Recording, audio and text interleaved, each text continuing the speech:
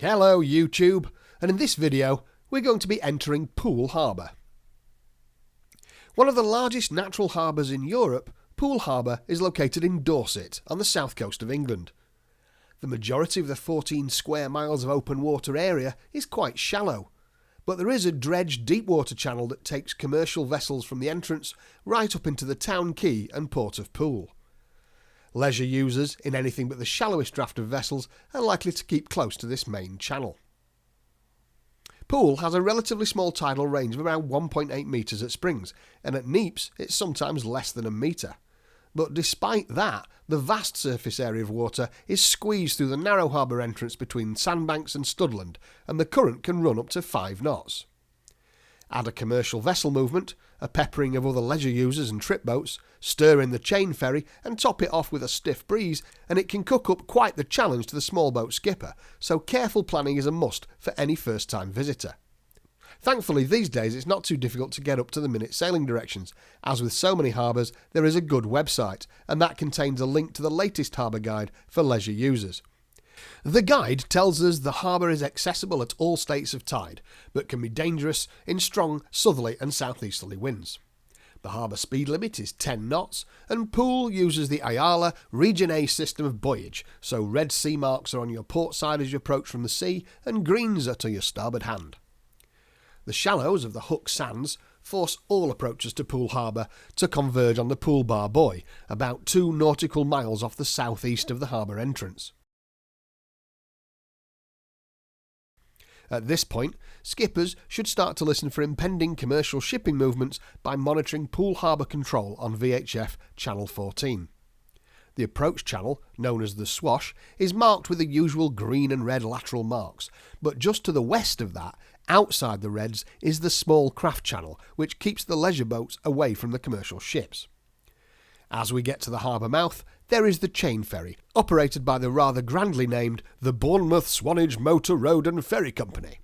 The ferry itself, the Bramble Bush Bay, is 242 feet in length and has space for 48 cars. The ferry has right of way, so it's a good idea to have a good look to see when the cars are loaded and ready to go. This was the last of the stragglers, so we knew it wasn't long before she'd be underway.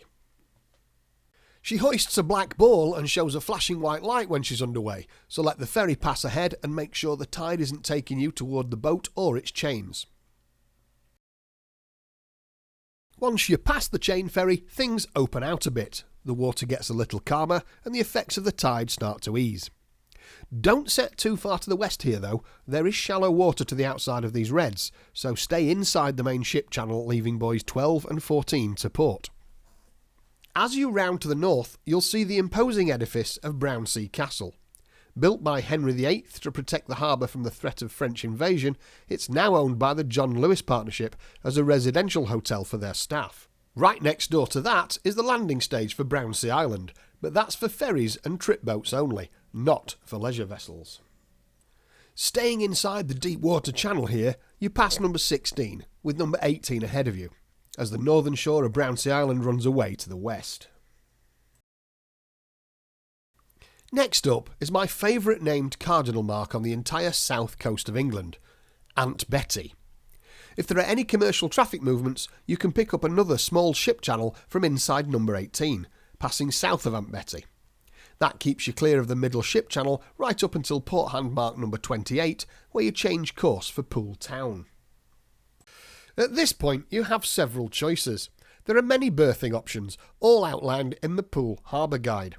Although it would be wise to have already sorted your berthing out, because it's a very popular destination and the chances of getting an overnight berth without advance booking is slim. One of the best located, of course, is Poole Quay Boathaven, which gives walk ashore access to Poole Town. You do pay a premium for this location, so there are plenty of alternatives, although none of them are what you might call close to the waterside pubs and restaurants of Poole. There's one marina that requires passage through the 2 lifting bridges. This involves quite an arduous wait, and there's nowhere to tie up on the town side, so you'll have to jill around, sometimes fighting wind and tide in a confined space with other boats. Of course, there are anchorages and visitors' buoys in various places, and again, it's all in the visitor's guide, and I'd advise booking in advance wherever possible. One thing I do know though, wherever you manage to moor up, Poole Harbour is a truly beautiful spot to spend a night. I hope you enjoyed the video. Please like and subscribe, and thanks for watching.